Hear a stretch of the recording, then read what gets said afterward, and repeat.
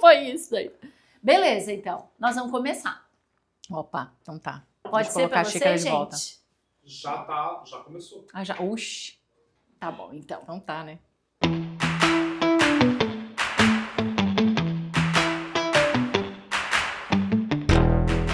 Olá, pessoal. Boa tarde. Eu sou a Samira, diretora da BRH Blumenau. E hoje estou aqui, então, no nosso segundo episódio do Conecta RH, nosso podcast. Então, tivemos a oportunidade de fazer o primeiro podcast com a Elaine, que é a presidente atual da BRH Blumenau.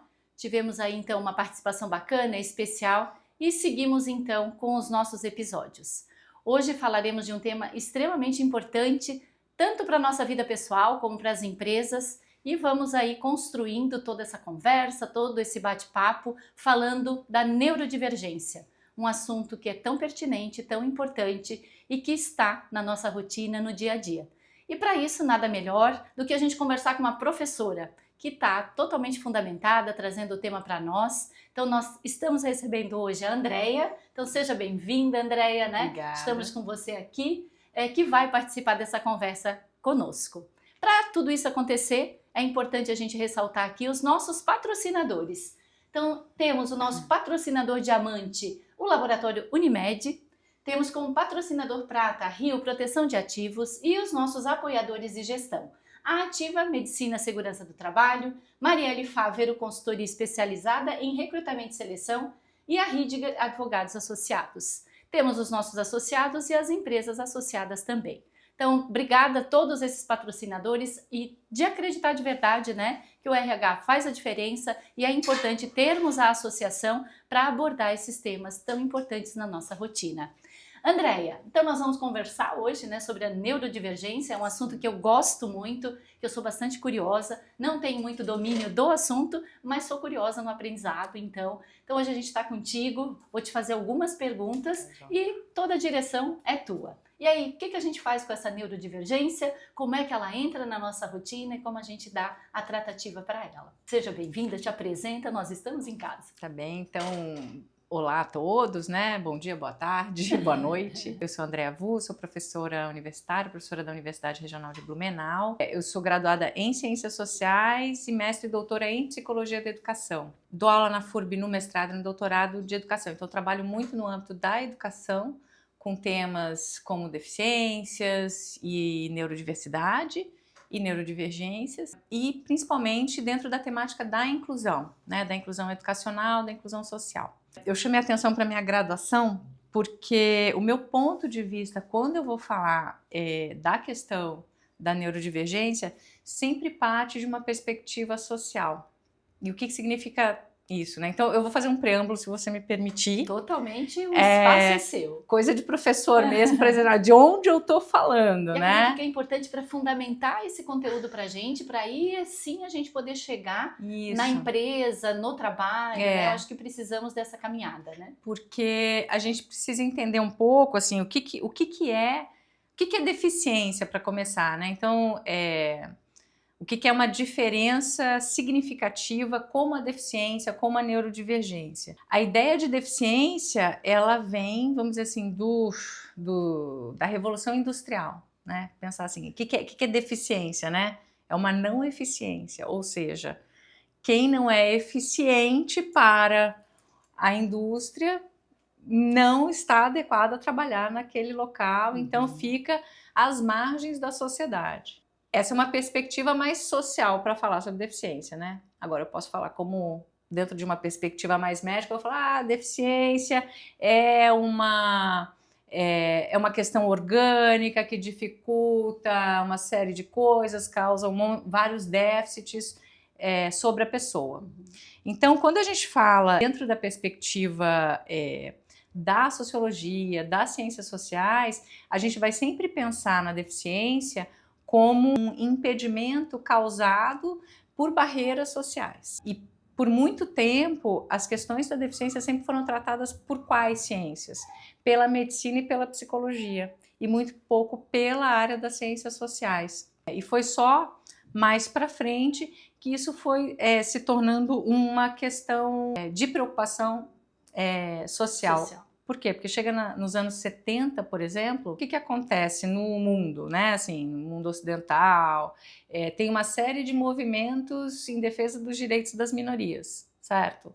Então, as pessoas com deficiência, elas começam também a querer aparecer e a reivindicar seus próprios direitos. Né?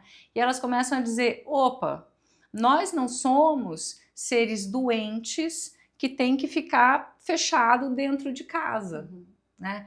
Nós somos pessoas com direitos, com voz, com capacidade de trabalho, com capacidade de aprendizagem, só que por questões sociais mesmo, nós fomos esquecidos, né? Isolados, até, né? segregados, né? Então começa todo um movimento ali na década de 70 em defesa, né, dos direitos das pessoas com deficiência pelas próprias pessoas com deficiência. De terem o seu espaço também. De terem seu espaço, de terem seus trabalhos, de terem seus direitos, né? E é nessa época, por exemplo, que surge aquele lema nada sobre nós sem nós. Né, que a gente conhece bastante hoje, né, que assim, vocês podem falar sobre mim, mas comigo. Né? Isso pensando lá nas deficiências numa perspectiva geral. Então, quando a gente vai falar de deficiência, e a mesma coisa vai valer para a questão da neurodivergência, né?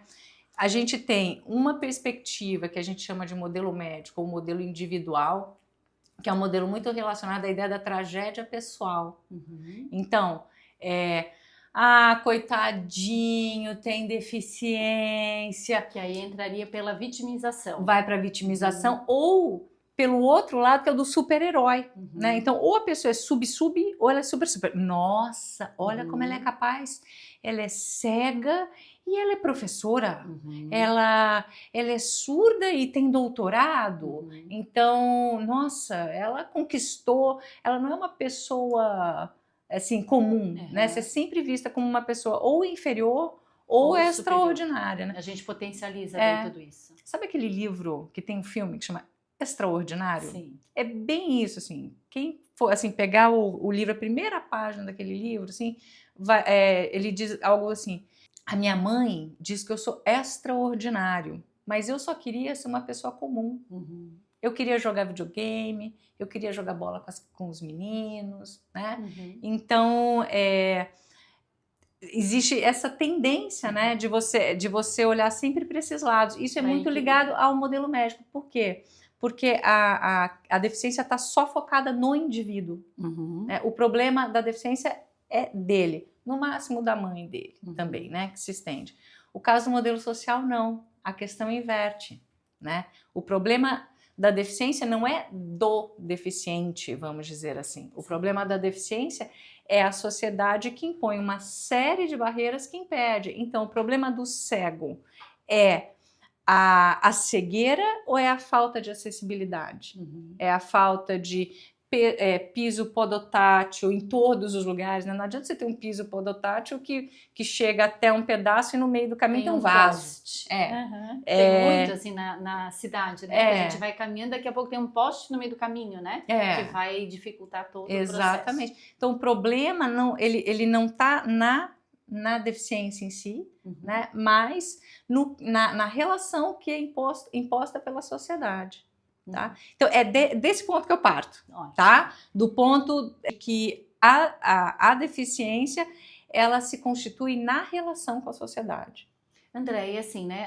Aí agora que a gente já tem um chão, né, nessa caminhada, como que a gente pode, desde sempre, a partir, né, da identificação, do diagnóstico, eu não sei nem se é assim que a gente fala, né, dar voz para esse neurodivergente, né, para que ele abra o espaço dele, para que essa família onde ele está inserido consiga também compreender, né? Para que ele vá, então, à medida do crescimento, ser acolhido no mundo do trabalho, que é onde a gente vai chegar na conversa daqui a pouco. Sim.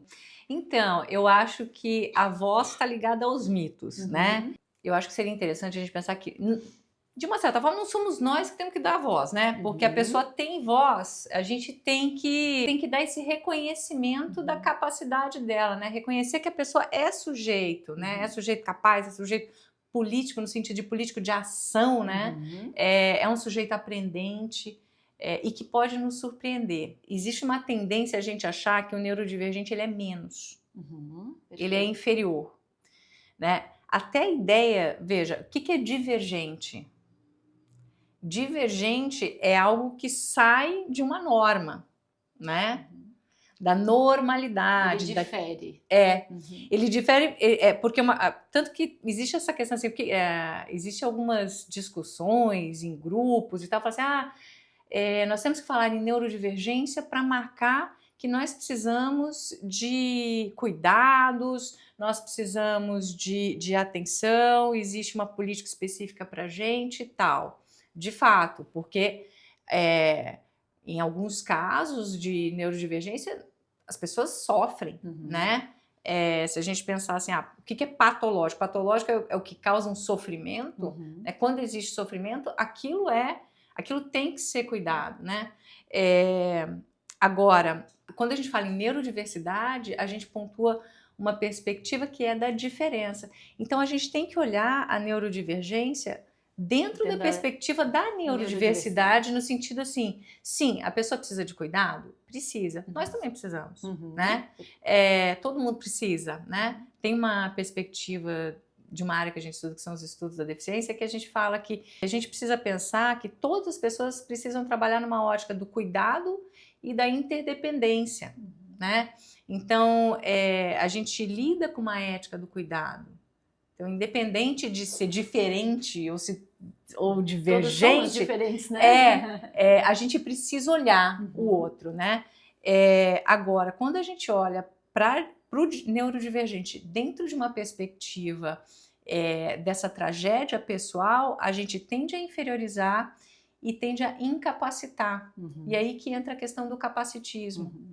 Deixa que eu falo por ele. Né? Deixa que eu cuido porque ele não vai conseguir. Ele não tá dando conta do prazo. Deixa eu dar um prazinho mais fácil para ele. Então você tem que começar a trabalhar dentro de uma lógica da heterogeneidade, né? Os tratamentos são diferentes, pessoas diferentes têm tratamentos diferentes, que é a lógica da equidade. O Vygotsky, que foi um psicólogo russo, tal, ele já lá na década de 30 ele dizia, para falar de deficiência intelectual, por exemplo, de que a pessoa com deficiência, ela não é inferior, ela opera de uma forma diferente, entende? Então, se ela opera de uma forma diferente, como é que a gente vai garantir que ela aprenda o mesmo que o outro, que ela adquira os mesmos conteúdos, né, a mesma cultura, fomentando, né, dando instrumentos culturais para que ela chegue lá.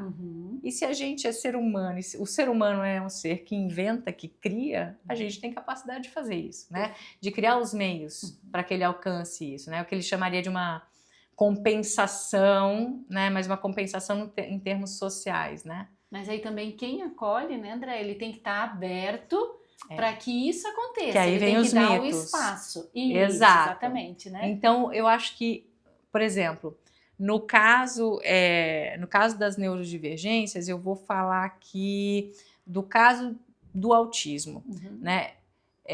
As pessoas, assim, existe um mito de que as pessoas autistas, elas não têm empatia, né? E aí tem um teórico inglês que chama Damian Milton, que é um sociólogo autista, super respeitado, e ele tem uma teoria que chama a teoria da dupla empatia, que é o quê? A pessoa não tem empatia porque a outra também não tem empatia. Empatia é uma relação de mão dupla. Então, é a pessoa que é autista que não tem empatia ou é o outro também que não tem empatia por eu ia ela? te perguntar, porque isso não é uma via de regra, né? Porque o autista, tanto que a gente, né, tem o 1, o 2, o de suporte, enfim, que todos falam, né? Mas a empatia não está, muitas vezes, no comportamento dele. Pode estar no meu comportamento na hora de acolhê-lo. Sim, e às vezes ele tem, só que ele expressa de outra forma, né? Isso pode ser um mito, porque a gente vai construindo algumas verdades, assim, que vêm muitas vezes às vezes de padrões médicos, né? Mas a gente esquece que, primeiro, né? Mesmo na literatura médica, hoje o autismo é um espectro. Então, assim, ele aparece em uma diversidade de formas e numa diversidade de pessoas que cada um vai ter um modo, né, de lidar. Então, por exemplo, eu me lembro uma menina que uma vez falou assim, que ela tinha muita dificuldade de olhar nos olhos, né, dos outros, e que para ela, o olho dela queimava quando ela olhava nos olhos de alguém. Então, não é que ela não tem empatia, ela tem dificuldade de olhar nos olhos do outro, mas isso não significa que ela não sente o que o outro pode sentir. E dentro da né? tua experiência, com toda a tua vivência, né? Até anotei para te perguntar. Então, como que eu posso, a pessoa, se tornar mais acolhedora e inclusiva, e os ambientes onde a gente está também, né? Eu acho que uma barreira assim que a gente vê muito, né, na literatura e também a gente percebe nos ambientes é a questão atitudinal, né? Então, a questão do preconceito, a própria discriminação, porque pessoas neurodivergentes tendem a ter, por exemplo, modos de se comportar diferenciados, né? Normalmente, assim, não necessariamente eles vão ter um comportamento esperado, a conduta considerada neurotípica, como dizem, né? Então, eu acho que uma coisa que é importante é a gente perceber que o comportamento que a gente tem em termos de neurotípicos, por exemplo, também é um comportamento inventado. Então, um exercício importante em termos de atitude é a gente começar também a estranhar um pouco o nosso jeito de ser. Perfeito. Né? Os antropólogos dizem, né, que a gente tem que familiarizar o estranho, né, e estranhar o que é familiar. Então, esse exercício é um exercício importante, assim, né, para a gente começar a problematizar um pouco. Por que é estranho o fato dessa pessoa não olhar no meu olho?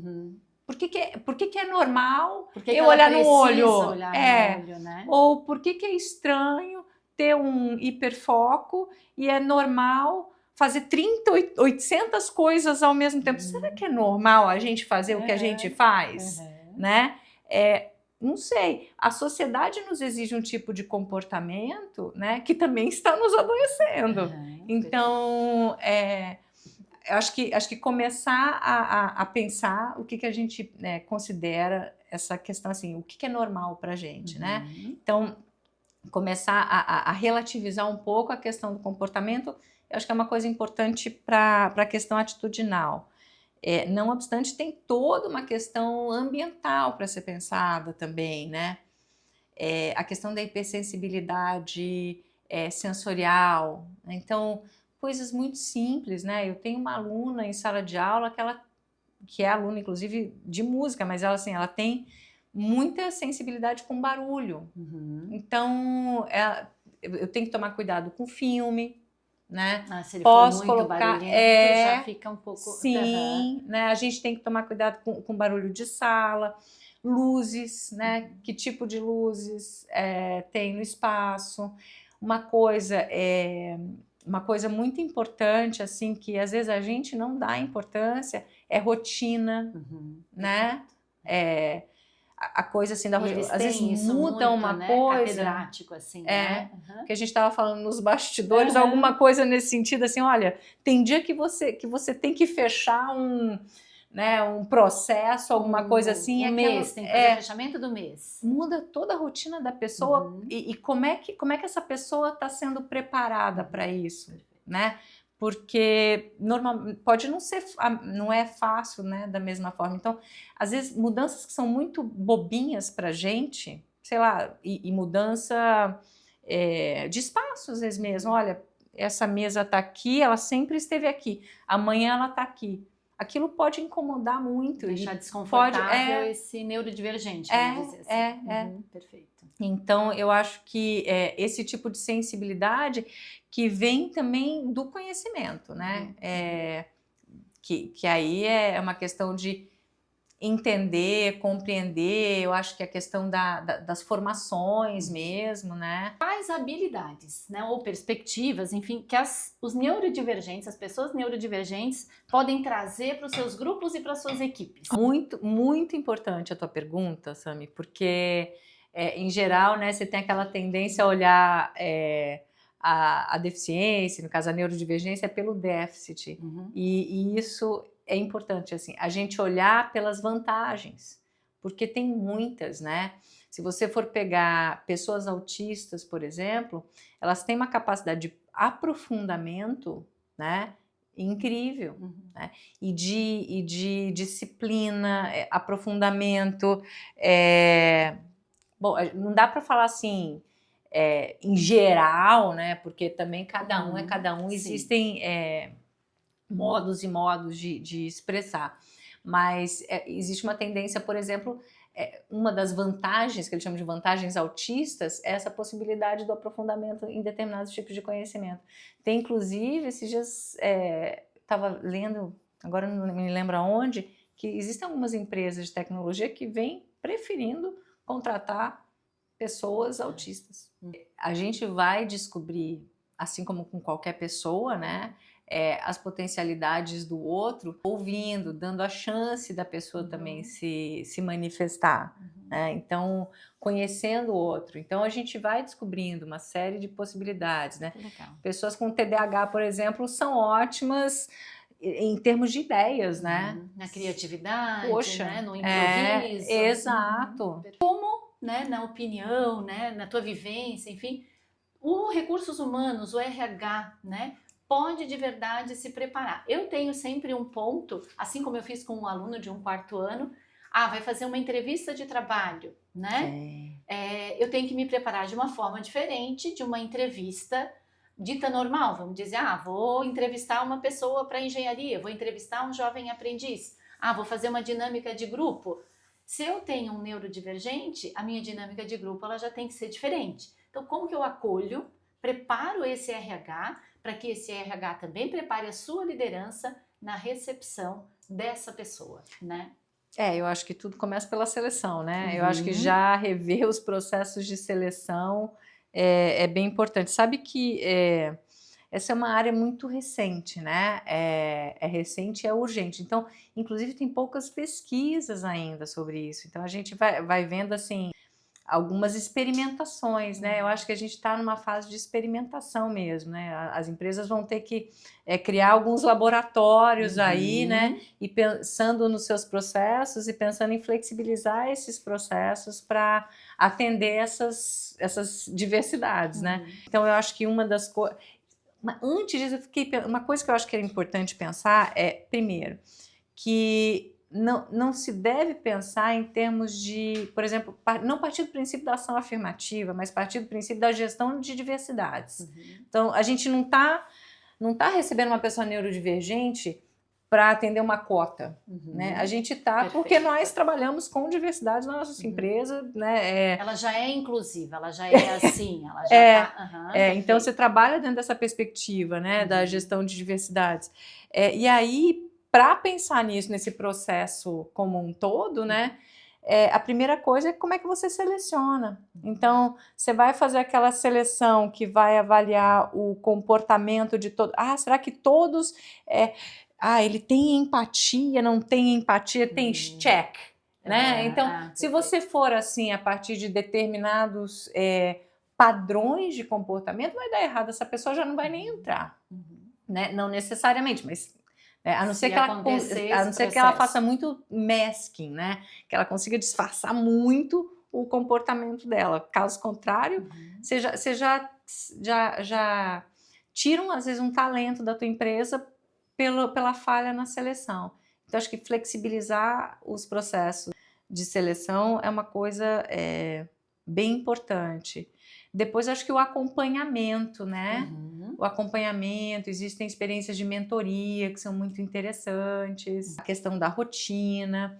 E dentro disso, eu acho que dentro das empresas, no dia a dia, o trabalho da cultura organizacional, porque a gente tem que mudar a cultura organizacional para sair dessa lógica da eficiência homogênea, ou todo mundo tem que trabalhar, linear, né? E trabalhar dentro de uma perspectiva focada nas potencialidades de cada um, né?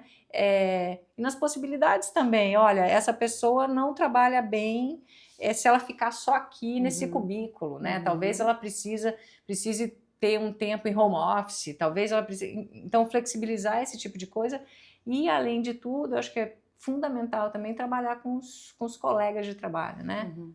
Com a equipe, Na né? preparação dessa equipe também. Na preparação e no trabalho daquilo que eu falei antes, que é a questão do estigma, né? Do capacitismo, para que aí a pessoa não seja isolada, não acabe sofrendo processo de discriminação, porque tem bastante relato em literatura sobre a questão discriminatória. Não só nacional, não, principalmente internacional, que tem mais literatura nessa área fora, né? O Brasil ainda tem pouca coisa. E o cuidado também, né, Andréia, que a gente tem que ter, assim, na forma de lidar com o neurodivergente, que não seja só uma fake news, vamos dizer assim, né? Ah, eu recebo ele, Isso. né? Eu sou uma empresa inclusiva, mas velado, né? Então que isso seja de verdade, verdadeiro, porque como que tu enxergas esse crescente? Tem muitas pessoas neurodivergentes nas equipes que a gente vai conversando e vai entendendo e vai percebendo. Então, como eu tenho que ampliar, e aí eu estou dizendo a pessoa que está acolhendo, que está recebendo, a empresa, né? Com essa cultura organizacional, porque daqui a pouco ela vai ter um diretor neurodivergente, ela vai ter um operador de fábrica ou um atendente num shopping, enfim, o neurodivergente está por tudo, assim como o dito normal também, sim, né? Sim. Então, como que através disso a gente vai de verdade fazendo com que a compreensão da atitude, do comportamento de todos seja de verdade respeitosa, né? E não velada. Então, eu acho que uma das coisas, enquanto você estava falando, eu estava até pensando nisso, né? Que uma coisa que é importante é também trazer as pessoas neurodivergentes para participar desses processos, né? Para que elas também possam responder para a gente, né? Aí vai a voz outra vez. O nada sobre nós sem nós, sabe? Assim, então... Essa é uma frase muito boa.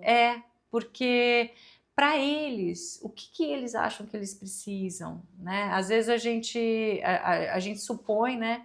É aquela coisa, eu sei o que é melhor para minha filha, só que o que eu acho é diferente do que ela acha, né? Então, a gente ama, mas não necessariamente a gente já quer melhor, né? Então, eu acho que é uma coisa importante de trazê-los para as equipes que discutem isso, né? Então, para as equipes de RH, buscar grupos de discussão, grupos focais, né, para discutir determinadas práticas da empresa, trazendo diferentes representantes das universidades, das empresas. Da universidade também, né? Porque é importante, também, né, buscar esse diálogo. Eu percebo, às vezes, em alguns eventos até que, né, de inclusão, enfim, que se terceiriza muito, né? Então, assim, tô lá ouvindo a palestra, ouvindo a conversa e tal, e eu terceirizo aquela responsabilidade, como se ela não fosse minha. Eu sou professora, eu terceirizo, não, é da família.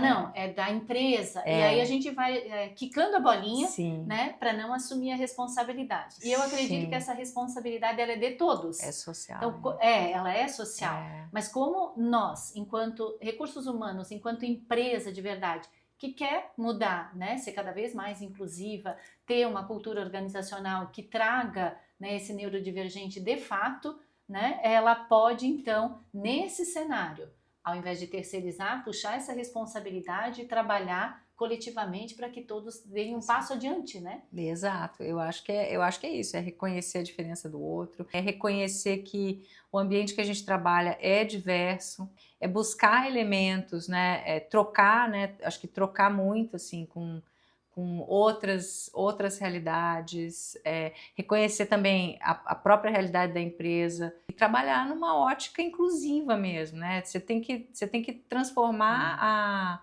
a perspectiva da empresa numa perspectiva inclusiva. Será que ela é? Porque a inclusão da pessoa neurodivergente, ela não acontece se a empresa não tem uma gestão inclusiva. Perfeito.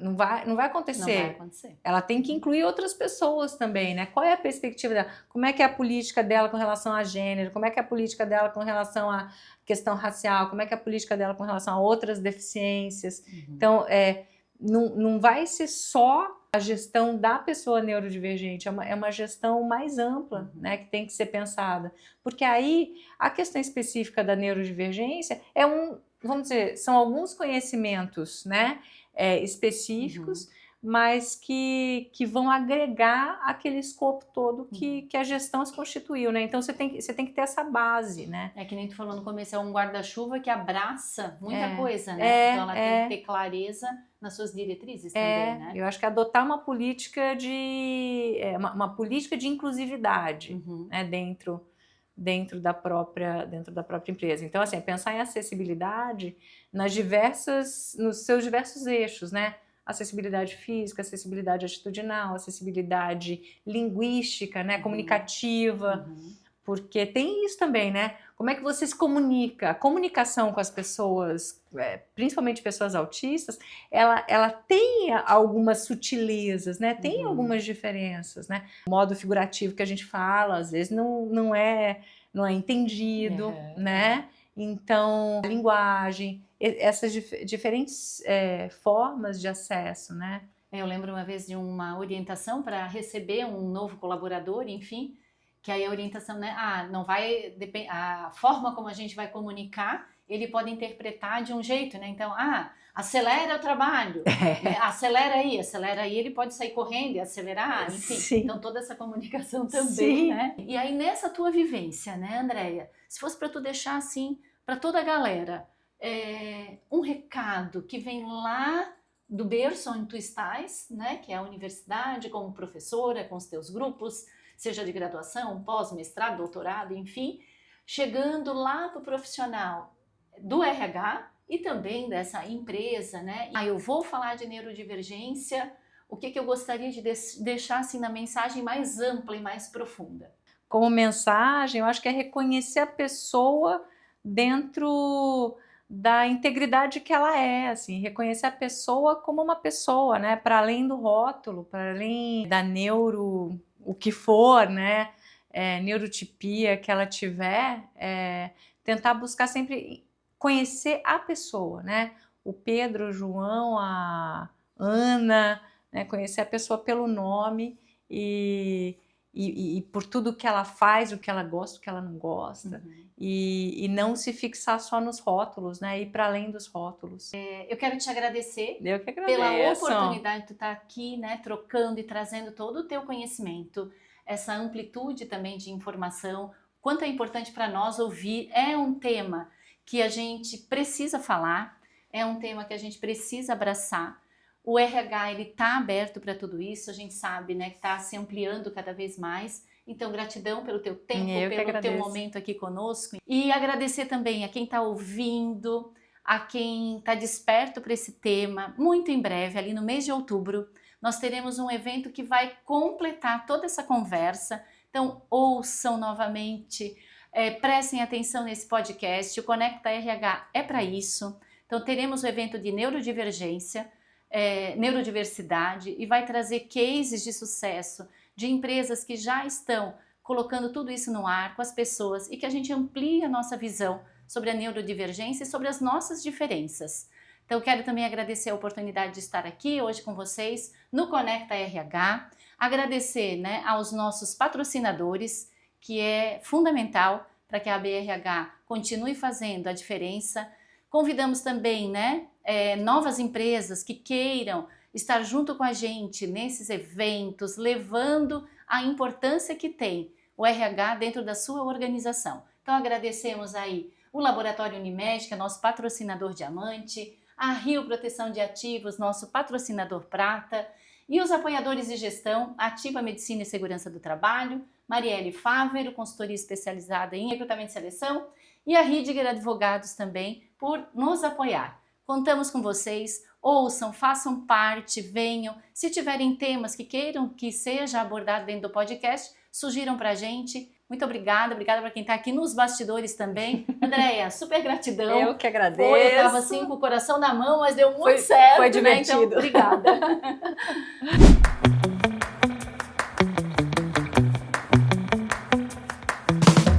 Muito legal. Não, mas a Sami tem, né, outro... Eu sou tagarela, eu acho que isso me ajuda um pouco. Acho que o ser tagarela me ajuda um pouco. A nossa neurodiversidade aqui deu certo. O TDAH deu certo.